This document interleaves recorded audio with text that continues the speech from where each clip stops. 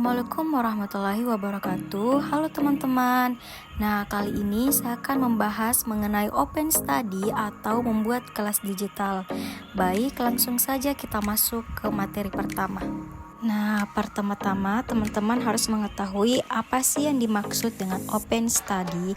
Nah, open study adalah sebuah pendekatan pembelajaran yang memanfaatkan teknologi digital untuk menciptakan ruang belajar yang terbuka, fleksibel, dan dapat diakses oleh siapa saja, kapan saja, dan di mana saja.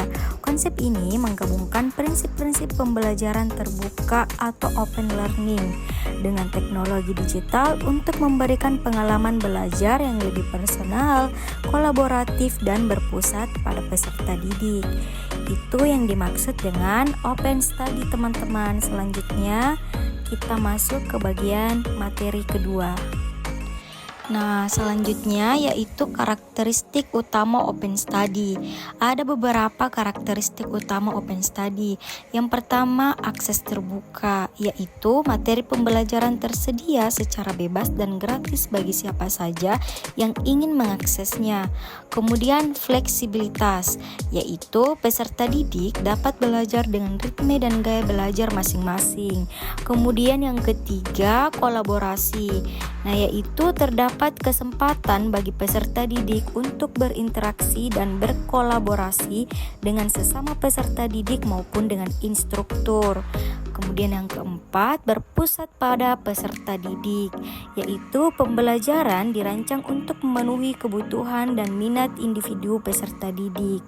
Dan yang terakhir, teknologi digital, yaitu penggunaan teknologi digital seperti platform pembelajaran online, media sosial, dan alat kolaborasi lainnya menjadi kunci dalam pelaksanaan open study. Nah, baik teman-teman, itu bagian karakteristik utama open study. Selanjutnya kita lanjut ke bagian C.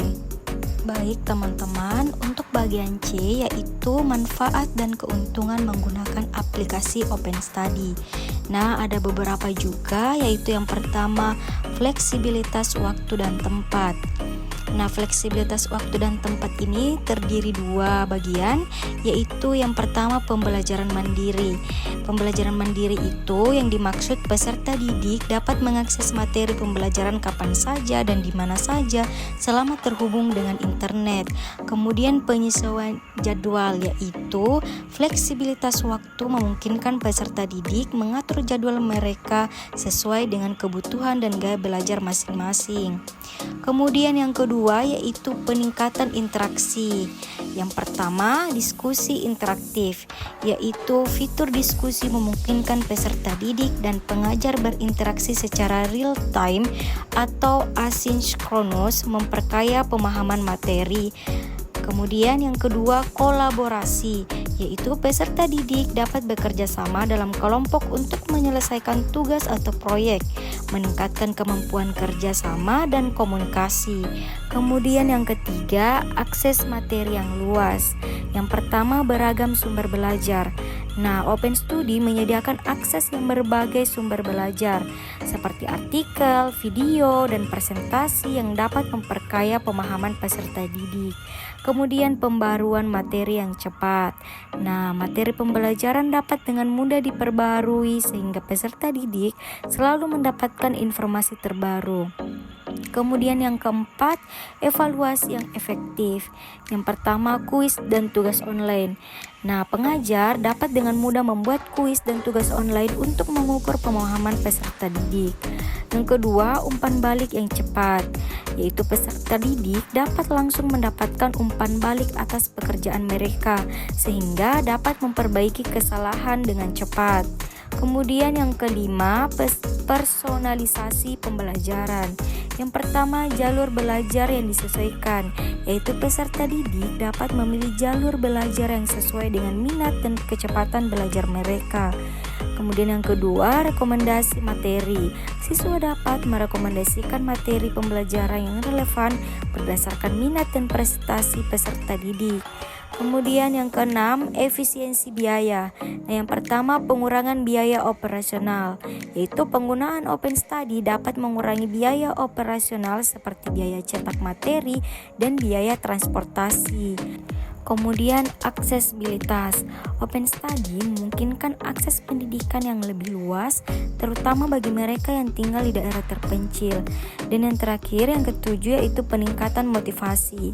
Nah, yang pertama, pembelajaran yang menyenangkan, yaitu fitur-fitur interaktif dan gamifikasi dapat meningkatkan motivasi belajar peserta didik. Kemudian, kompetisi sehat, yaitu fitur kompetisi dapat mendorong peserta didik untuk berprestasi lebih baik. Baik, teman-teman, kita lanjut ke bagian D, yaitu fitur utama aplikasi Open Study. Ada beberapa fitur. Yang pertama, forum diskusi. Nah, forum diskusi ini yaitu tempat untuk bertanya, menjawab, dan berdiskusi tentang berbagai topik pelajaran. Kemudian yaitu materi pelajaran. Yang dimaksud, pengguna bisa berbagi materi pelajaran dalam berbagai format seperti dokumen, gambar, atau video. Kemudian tersedia juga fitur untuk membuat catatan dan menandai bagian penting. Kemudian yang ketiga, kuis dan tugas. Nah, guru atau tutor bisa membuat kuis dan tugas untuk mengukur pemahaman siswa. Siswa juga bisa mengerjakan kuis dan tugas secara online dan mendapatkan umpan balik. Kemudian yang keempat, grup studi, yaitu pengguna bisa membentuk grup studi untuk berkolaborasi dengan teman sejawat. Nah, grup studi ini bisa dibentuk berdasarkan topik, mata pelajaran, atau minat yang sama.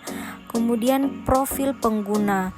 Nah, setiap pengguna memiliki profil pribadi yang menampilkan informasi tentang minat, keahlian, dan aktivitas mereka di platform. Kemudian yang keenam, notifikasi.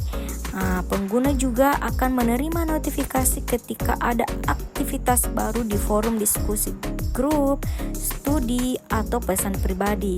Dan yang ketujuh, integrasi dengan alat lain. Nah, Open Study mungkin menawarkan integrasi dengan alat-alat produktivitas lainnya seperti Google Drive atau Dropbox. Selanjutnya bagian E, yaitu perbandingan Open Study dan platform pembelajaran online lainnya. Nah, ada beberapa, yaitu yang pertama, fokus komunitas yang kuat. Nah, untuk Open Study sangat menekankan pada interaksi antar pengguna. Forum diskusi menjadi jantung platform di mana pengguna dapat bertanya, menjawab, dan berdiskusi seputar berbagai topik. Atmosfernya sangat kolaboratif, mirip dengan komunitas belajar informal. Untuk platform lain, ada beberapa platform lain mungkin memiliki forum diskusi, tetapi tidak seinstan Open Study. Ada yang lebih fokus pada penyampaian materi secara terstruktur atau pada proyek-proyek individu. Kemudian yang kedua, struktur kursus yang fleksibel. Untuk Open Study, tidak terikat pada struktur kursus yang kaku. Pengguna bebas menjelajahi topik yang mereka minati, membuat grup diskusi, atau bahkan memulai proyek mereka sendiri. Fleksibilitas ini memungkinkan pembelajaran yang lebih personal dan sesuai minat. Nah, untuk platform lain, banyak platform menawarkan kursus yang terstruktur dengan jelas, lengkap dengan jadwal, tugas, dan penilaian. Struktur ini cocok bagi mereka yang lebih menyukai pembelajaran yang terarah. Kemudian yang ketiga, materi pelajaran. Untuk Open Study, materi pelajaran didominasi oleh kontribusi pengguna. Pengguna dapat berbagi catatan, solusi soal, atau materi pembelajaran lainnya. Hal ini membuat materi menjadi sangat beragam dan seringkali spesifik pada kebutuhan pengguna. Untuk platform lainnya, beberapa platform menyediakan materi yang sudah dikuratori oleh tim pengajar, memastikan kualitas dan relevansi materi. Platform lain lagi menggabungkan antara materi yang dibuat oleh pengguna dan materi yang dikuratori. Kemudian yang terakhir, model bisnis. Nah, untuk Open Study, model bisnis Open Study seringkali bergantung pada donasi dan dukungan komunitas. Ini memungkinkan platform untuk tetap gratis dan terbuka bagi semua orang. Nah, untuk platform lain, banyak platform pembelajaran online menggunakan model bisnis berlangganan, di mana pengguna harus membayar untuk mengakses fitur-fitur premium atau khusus tertentu. Beberapa platform juga menawarkan model premium, di mana pengguna dapat mengakses sebagian fitur secara gratis. Nah, untuk bagian F, yaitu cara membuat kuis di Open Study. Yang pertama, akses akun dan temukan grup. Ada dua cara, yaitu login. Nah, masukkan kredensial akun Open Study Anda, kemudian cari grup. Temukan grup yang relevan dengan topik kuis Anda. Anda bisa mencari berdasarkan mata pelajaran, tingkat kelas, atau minat khusus. Jika tidak ada grup yang sesuai, Anda bisa membuat grup baru. Kemudian yang kedua, membuat pertanyaan. Ada beberapa cara, yaitu yang pertama, klik tombol buat pertanyaan. Nah, biasanya tombol ini akan terletak di bagian atas atau bawah halaman diskusi grup. Kemudian tulis pertanyaan dengan jelas. Formulasikan pertanyaan sejelas mungkin agar tidak menimbulkan ambiguitas. Kemudian pilih tipe pertanyaan. Open Study mungkin menyediakan beberapa tipe pertanyaan seperti pilihan ganda, yaitu berikan beberapa opsi jawaban, hanya satu yang benar. Kemudian benar salah, pertanyaan dengan dua opsi jawaban benar atau salah. Kemudian esai, pertanyaan yang membutuhkan jawaban dalam bentuk tulisan. Kemudian isian singkat, pertanyaan yang membutuhkan jawaban singkat seperti mengisi kata yang hilang. Kemudian tambahkan pilihan jawaban. Nah, untuk pertanyaan pilihan ganda, tuliskan semua opsi jawaban yang relevan. Kemudian tentukan jawaban benar, yaitu centang opsi jawaban yang benar. Dan yang terakhir, berikan penjelasan. Anda bisa menambahkan penjelasan singkat dan mengenai alasan mengapa opsi tersebut ini benar. Ini akan membantu pengguna memahami konsep dengan lebih baik. Dan yang ketiga, atur pengaturan kuis.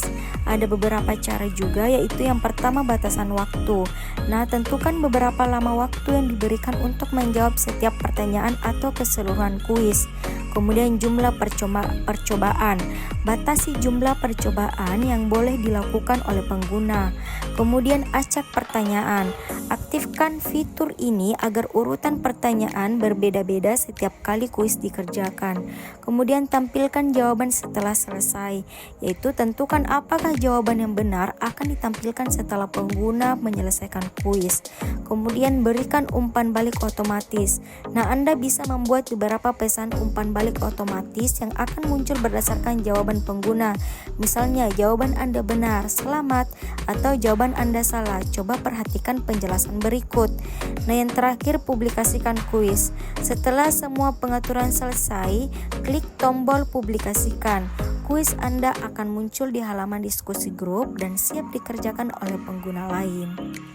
Nah, untuk bagian G ini yaitu cara menggunakan Open Study di kelas. Nah, ada beberapa. Yang pertama, tentukan tujuan pembelajaran, yaitu sesuaikan dengan kurikulum. Nah, pastikan tujuan pembelajaran yang Anda tetapkan selaras dengan kurikulum yang berlaku. Kemudian, libatkan siswa.